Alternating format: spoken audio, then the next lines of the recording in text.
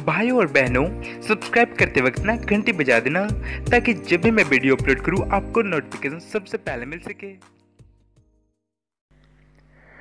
नमस्कार दोस्तों, एक बार फिर से आप सबका स्वागत करता हूं। दोस्तों, आज जो है हम लोग झारखंड के जो जितने भी राजवंश हैं, ठीक है, उन सबको देखने वाले हैं। साथ ही इनसे जुड़े हुए जितने भी महत्वपूर्ण प्रश्न बन सकते हैं उन सबको देखने वाले। देखिए, सबसे पहले हम लोग क्या करेंगे कि जो झारखंड के राजवंश हैं उनसे संबंधित चीज़ों को समझेंगे। उसके बाद जो हम लोग क्विज पे चलेंगे। साथ ही दोस्तों हम लोग क्या करेंगे कि यहाँ पे देखिए कि जो उनसे जुड़े हुए ट्रिक हैं उसे भी आप लोग के लिए लाया हूँ कि आप लोग किस प्रकार से जो वंश के संस्थापक है उसे याद रख सकते हैं। तो इन सारी चीज़ों को आज हम लोग देखने वाले हैं, तो हमारे साथ शुरू से लेकर अंत तक बने रहिएगा, ठीक है।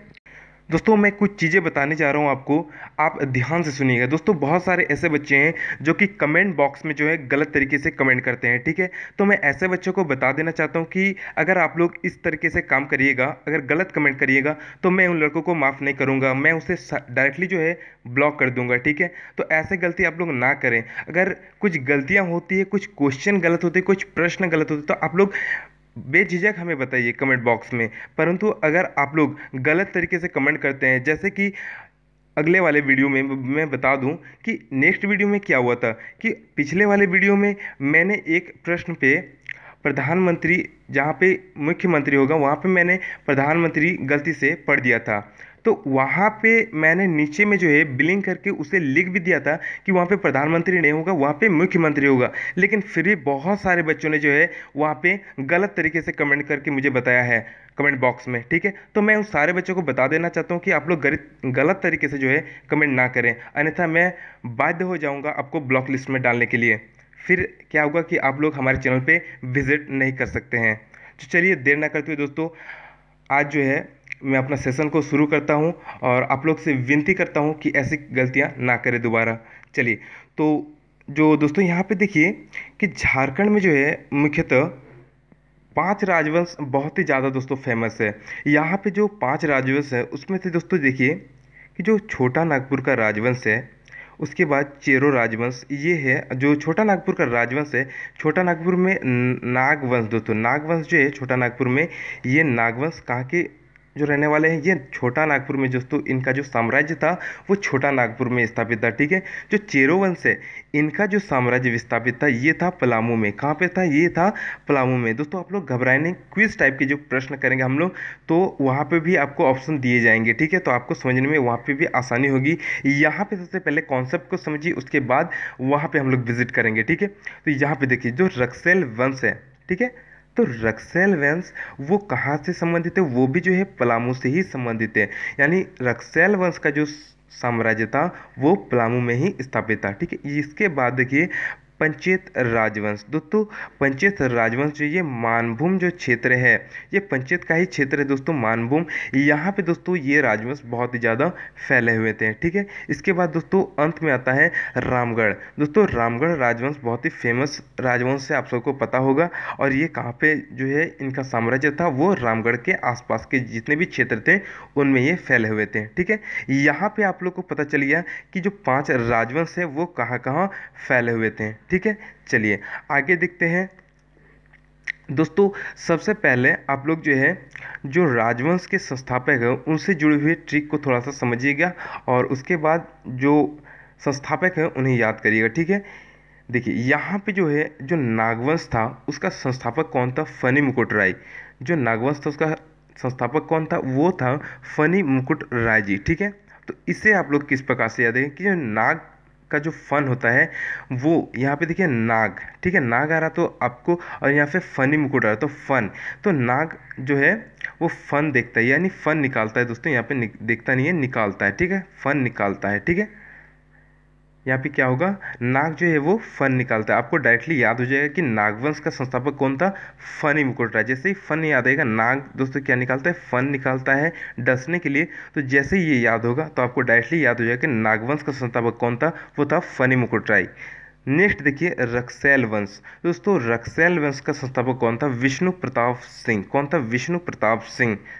यहाँ पे दोस्तों जो रक्सेल वंश है, रक्सेल बोलने से थोड़ा सा आप लोग यहाँ पे अपना माइंड दोस्तों सेट करिए कि रक्सैल बोलने से राक्षस याद करिएगा कि रक्सैल यानी कि राक्षस, वो उसको जो है कौन मारेगा, तो यहाँ पे विष्णुगुप्त, विष्णु जी जो है भगवान, जो है विष्णु भगवान, वो जो है राक्षस को दोस्तों मारेंगे। कौन मारेंगे?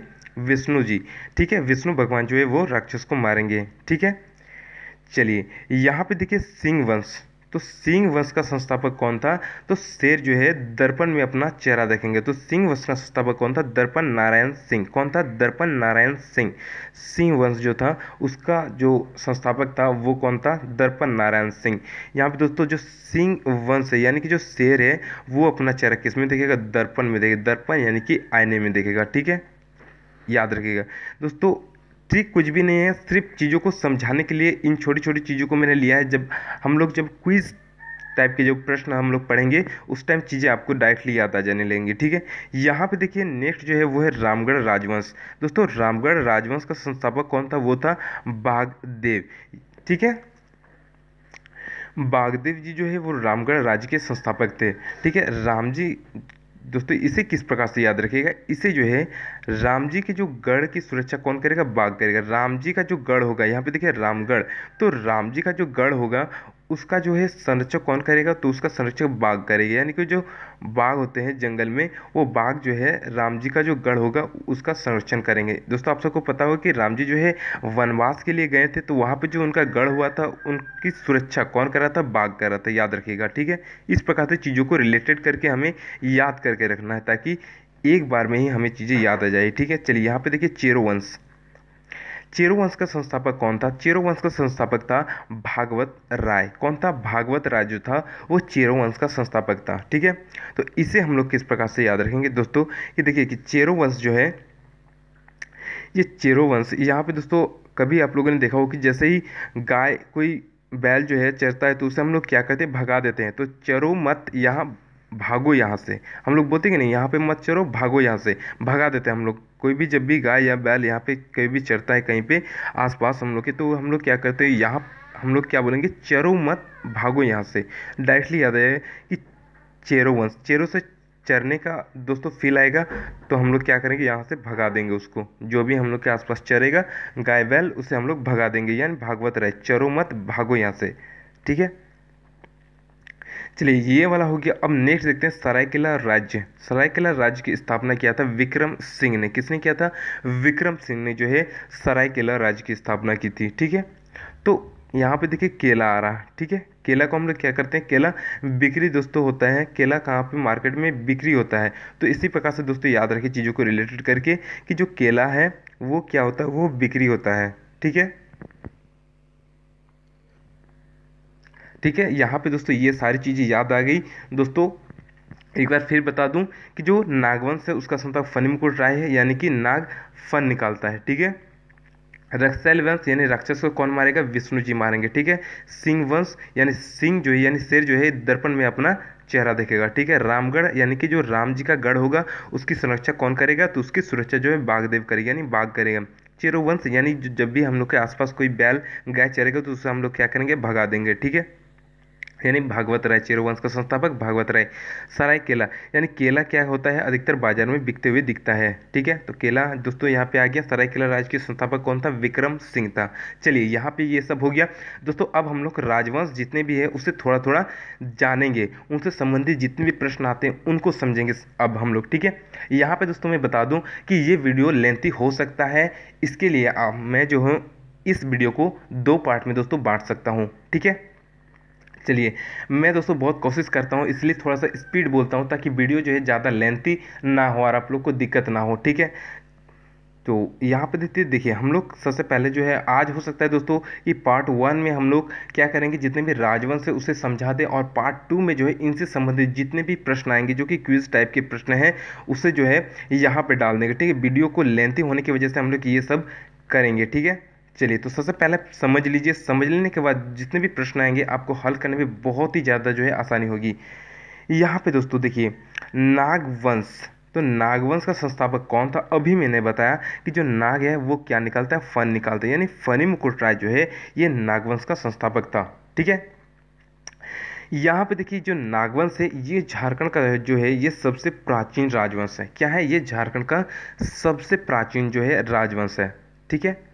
यहाँ पे देखिए कि जो रांची का जगन्नाथ मंदिर है, ठीक है, रांची का जो जगन्नाथ मंदिर है जो कब बना था? 1691 ईस्वी में। दोस्तों यहाँ पे देखिए दो चार प्रश्न डायरेक्टली आपको मिल जाते हैं कि जगन्नाथ मंदिर कहाँ पे है। तो ये जो रांची का एक जगन्नाथ मंदिर है ये रांची में स्थित है और ये बना था 1691 ईस्वी में। और इसे किसने बनाया था ये भी बहुत ही इंपॉर्टेंट, तो इसे बनाया था एनी शाह ने। किसने बनाया था? एनी शाह ने। याद रखिएगा जो रांची का जो जगन्नाथ मंदिर है उसे किसने बनाया था? तो उसे बनाया था एनी शाह ने। मोस्ट इंपॉर्टेंट प्रश्न है, बहुत बार दोस्तों एग्जाम में आया है, ध्यान रखिएगा। एनी शाह, ठीक है। रांची का जगन्नाथ मंदिर किसने बनाया? एनी शाह ने बनाया। ठीक है। यहाँ पे एक चीज़ और देखिए कि जो शिवकर्ण राजा थे उन्होंने हापानुमा मंदिर का दोस्तों निर्माण किया था कब? 1401 में। ठीक है। जो शिवकर्ण राजा था, नागवंश का जो शिवकर्ण राजा था, ठीक है, शिवकर्ण राजा, इन्होंने जो है हापा मुनि मंदिर का निर्माण कराया था। कब कराया था हापा मुनि मंदिर का निर्माण? तो हापा मुनि मंदिर का जो है निर्माण जो है उन्होंने कराया था 1401 में। कब कराया था? 1401 में जो है हापा मुनि मंदिर का निर्माण कराया था। ठीक है। चलिए यहाँ पर हो गया दोस्तों ये वाला।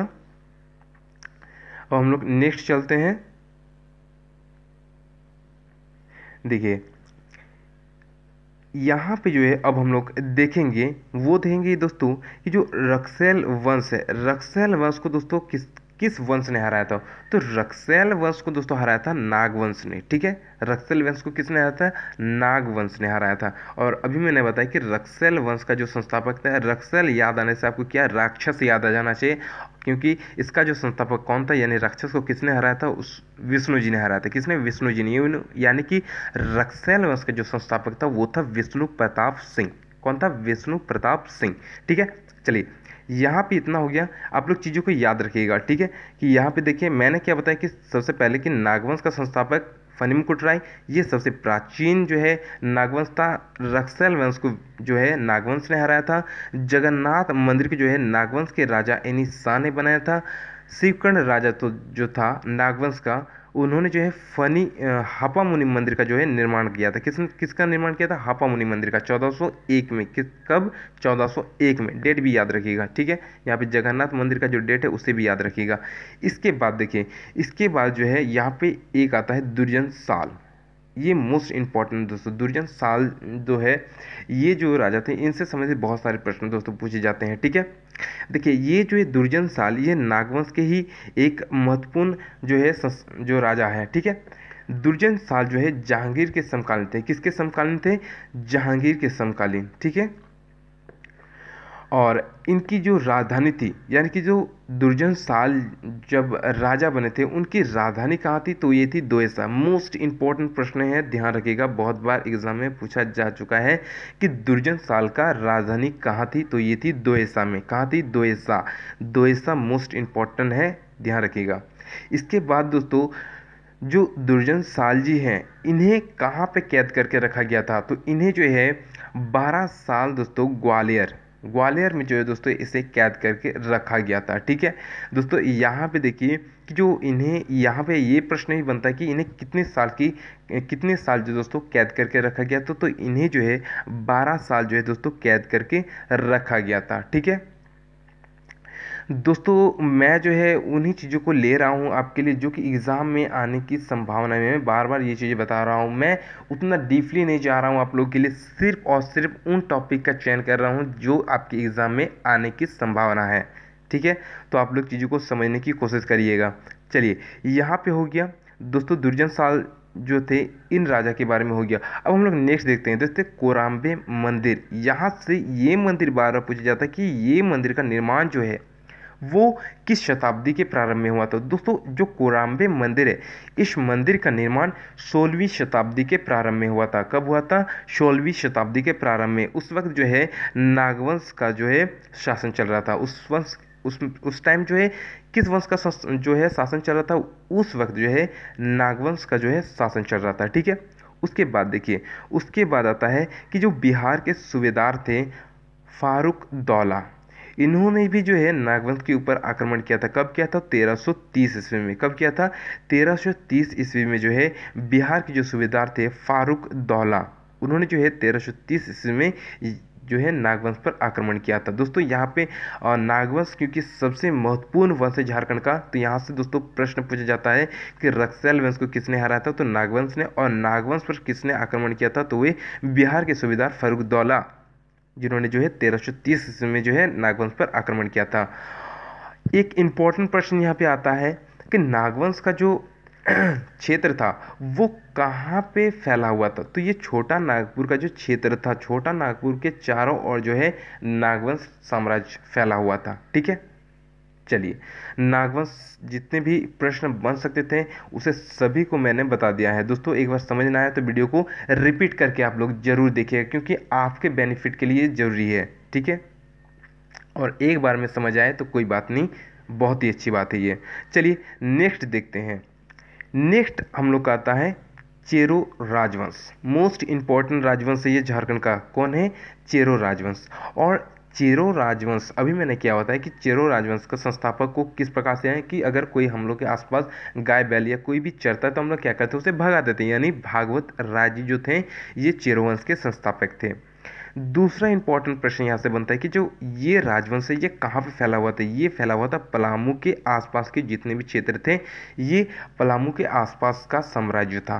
कौन था? चेरो राजवंश। ठीक है, अधिकांश दोस्तों ये चेरो जो राजवंश था ये पलामू के आसपास जितने भी क्षेत्र थे वहाँ फैले हुए थे, और इसके बाहर भी बहुत सारे छोटे छोटे जगहों पे जो है इनका साम्राज्य था, लेकिन अधिकतर जो है ये पलामू के आसपास के क्षेत्रों में ही बसे हुए थे। ठीक है, चलिए यहाँ पे जो एक है नगर उटारी राज और हुसैनाबाद राज, ये छोटे छोटे दो राज्य थे।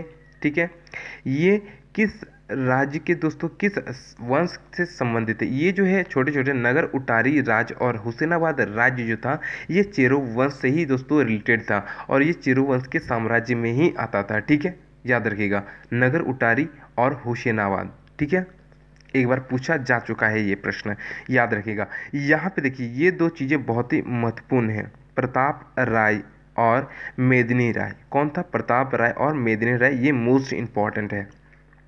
देखिए प्रताप राय दोस्तों ये किसके समकालीन था? ये प्रश्न पूछा जा चुका है कि प्रताप राय जो है ये शाहजहां के समकालीन था। किसके समकालीन था?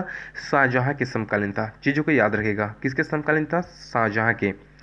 मुगलों के द्वारा मनसबदारी, ठीक है, ये जो प्रताप राय था, तो प्रताप राय को जो है मुगलों ने जो है मनसबदारी प्रदान किया था।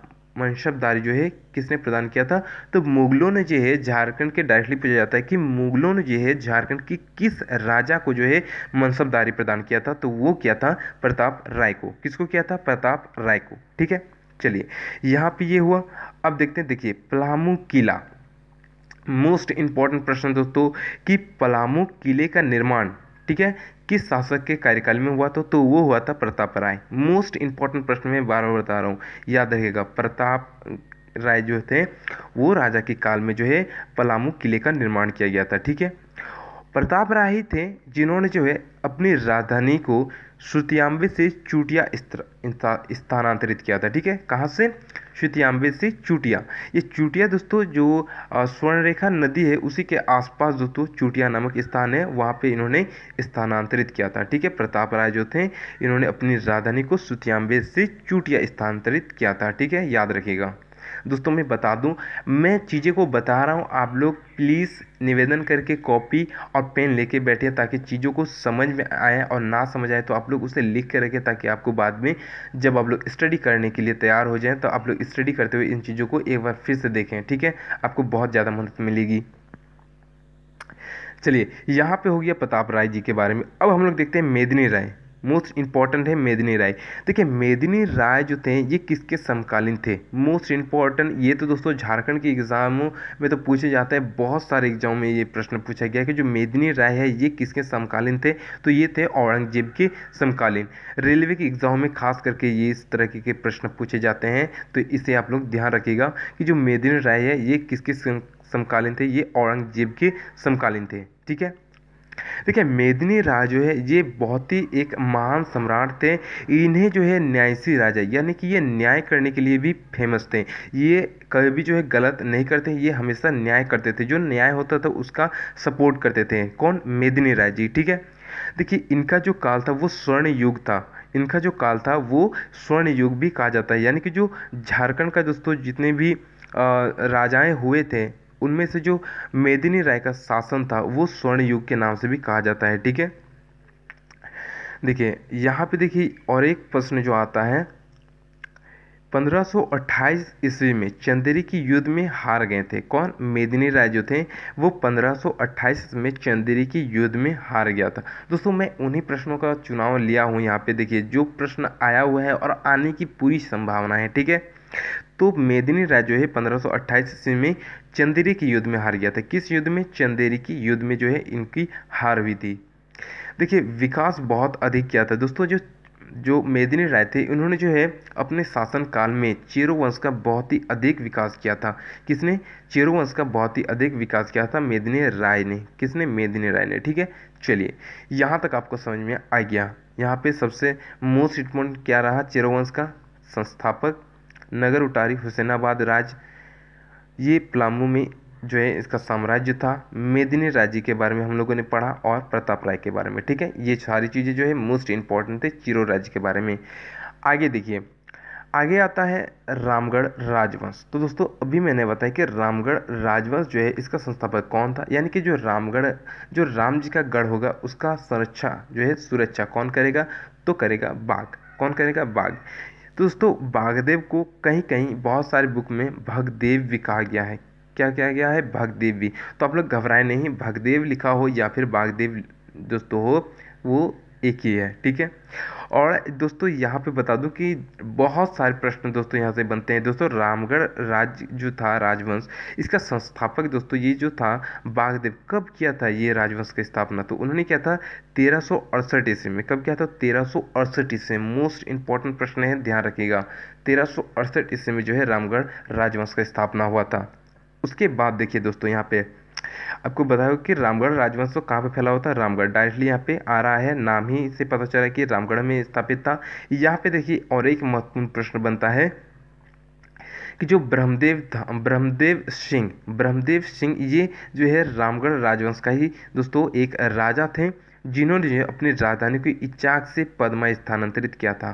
कहाँ से कहाँ तक स्थान? राजधानी को जो है इच्चाक से पदमा स्थानांतरित किया था। डायरेक्टली प्रश्न पूछा जाता है दोस्तों यहाँ से भी कि जो रामगढ़ राजवंश के राजा ब्रह्मदेव सिंह, इन्होंने जो है अपनी राजधानी को कहाँ से कहाँ तक स्थानांतरित किया था? तो कहाँ से कहाँ तक? इच्चाक से पदमा स्थानांतरित किया था। या फिर डायरेक्टली पूछा जाता है नाम भी कि इच्चाक से पदमा रामगढ़ राजवंश के किस राजा ने जो है अपनी राजधानी को स्थानांतरित किया था? तो वे थे ब्रह्मदेव सिंह। कौन था? ब्रह्मदेव सिंह, ठीक है।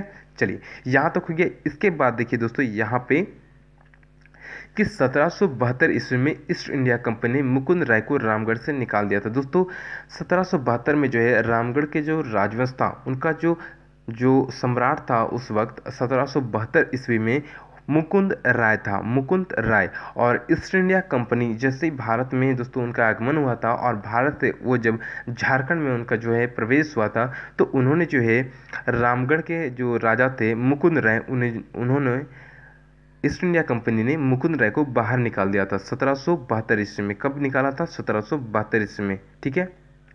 चलिए यहाँ तक हो गया। यहाँ से दोस्तों जितने प्रश्न बन सकते थे उसे मैंने बता दिया रामगढ़ राजवंश से, ठीक है।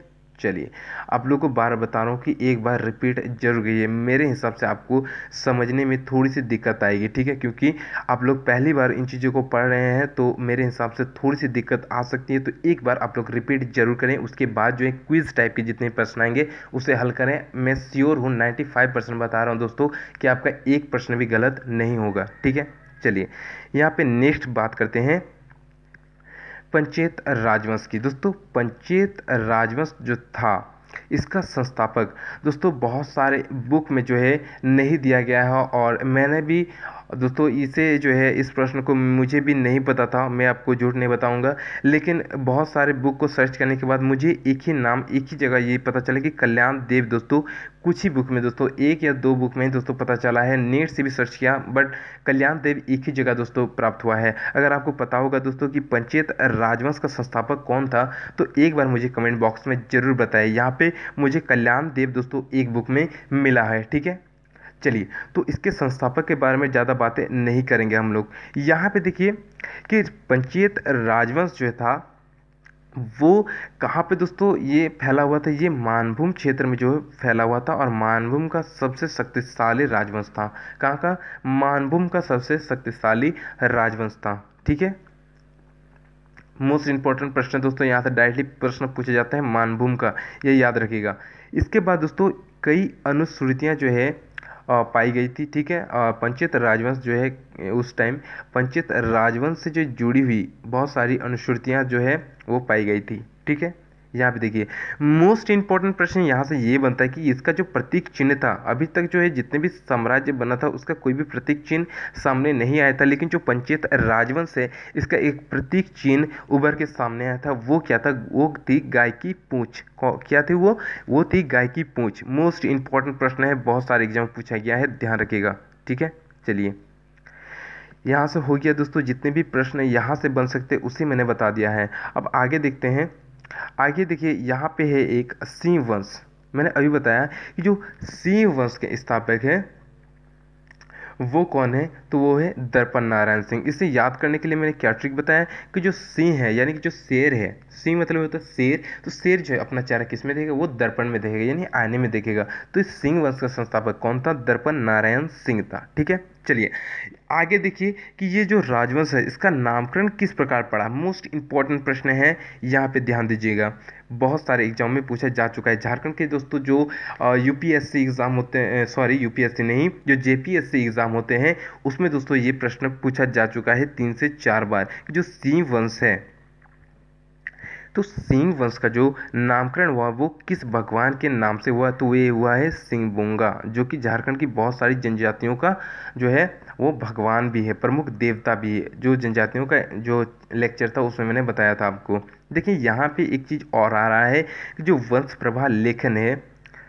इसमें क्या हुआ दोस्तों, जो वंश प्रभा लेखन है, ये जो बुक है, ये बुक नहीं कहा जाए, ये जो उस टाइम के जो जहाँ पे लिखा जाता था ये सारी चीज़ें, बुक ही मानिए, जो बुक था यहाँ पे जो वंश प्रभा लेखन है, इसमें क्या होता है, जो सिंह वंश के पूरी पारिवारिक जो इतिहास है उससे लिखा जाता था। किसमें? वंश प्रभा लेखन में। वंश प्रभा लेखन में जो है सिंह वंश की जो पारिवारिक इतिहास जो है वो उसमें लिखा हुआ है वंश प्रभा लेखन में, ठीक है।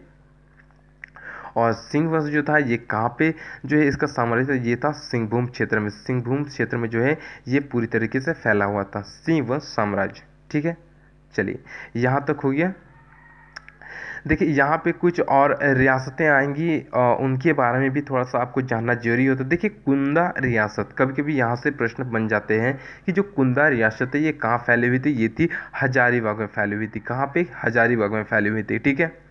चलिए यहाँ पे देखिए सरायकेला राज्य, तो मैंने अभी बताया था कि केला क्या होता है, अधिकतर जो है बेचा जाता है, बिक्री करते हुए हम लोग देखते हैं। तो सरायकेला राज्य की स्थापना किसने की थी? विक्रम सिंह ने की थी। किसने? विक्रम सिंह ने की थी। एक जो था छोटा सा राज्य था खड़गडीह, ठीक है, खड़गडीह राज्य, ठीक है। ये जो खड़गडीह राज्य था, ये इसका जो संस्थापक था वो कौन था? वो था हंसराज देव। कौन था? हंसराज देव। चलिए यहाँ तक जितने भी प्रश्न थे दोस्तों इनसे रिलेटेड उसे मैंने आपके लिए बता दिया है, ठीक है। अब आप लोग को क्या करना है, इन सारी चीज़ों को एक बार अच्छे से देख लेना, उसके बाद दोस्तों क्विज़ को करना है। क्विज़ करने टाइम दोस्तों आपको भी दिक्कत उस टाइम नहीं आएंगी, ठीक है। चलिए आज के लिए इतना ही। नेक्स्ट वीडियो हम लोग का जो झारखंड का इतिहास है उससे रिलेटेड क्विज़ को हम लोग देखेंगे। जय हिंद, जय भारत।